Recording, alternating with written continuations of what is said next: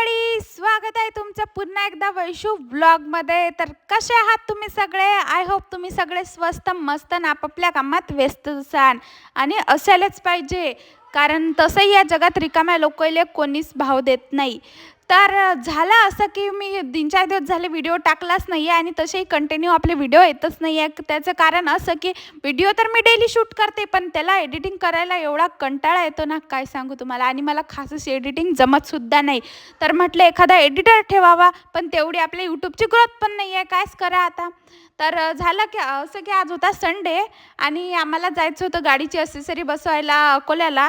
तर म्हटलं अकोल्याला आलोच आहे तर शॉपिंगसुद्धा करून घेऊ, आपल्या महिन्याभराचा किराणासुद्धा भरून घेऊ, कारण मग तसंही महिनाभर आपल्याला काही वेळ भेटत नाही आहे. तर आलो होतो आम्ही डीमार्टला. डीमार्टमध्ये शॉपिंग केली, किराणा वगैरे जेवढ्या गरजेच्या वस्तू त्या तेवढ्या सगळ्या घेतल्या. नंतर मला दिसले फ्लावर, तर सौरभरावांना म्हटलं खास तुमच्यासाठी. मग दिसली आपल्याला ही डॉल, आणि सेम अशीच डॉल माझ्या लहानपणीसुद्धा माझ्याकडे होते, त्यामुळे मला लहानपणीची आठवण आली. मग काय बिल पे केलं आणि आलो मग खाली.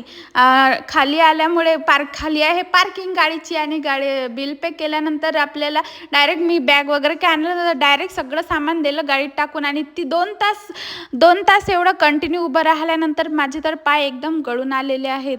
तर आज सौरभरावांनी तिकडून येताना ड्रायव्हिंग केली, तर त्यांना म्हटलं आता इकडून जाताना मी चालवणार आहे गाडी. तर ते म्हणले ऑफकोर्स चालव. मग आलो आपण GMC रोडला, कारण इथचे आप्पे आहेत एकच नंबर फेमस. तर इथं आलो आपण आप्पेसाठी, आणि सौरभरावांना म्हटलं द्या पोज, एक फोटो काढतो. ते म्हणत काढ. आणि मग खाल्ले आम्ही आप्पे. आणि घरी येताना मोसम झाला होता मस्त सुहाना. घरी आल्यावर मस्तपैकी चहा केला. आणि आजचा ब्लॉग कसा वाटला कमेंट करून नक्की सांगा. Bye bye.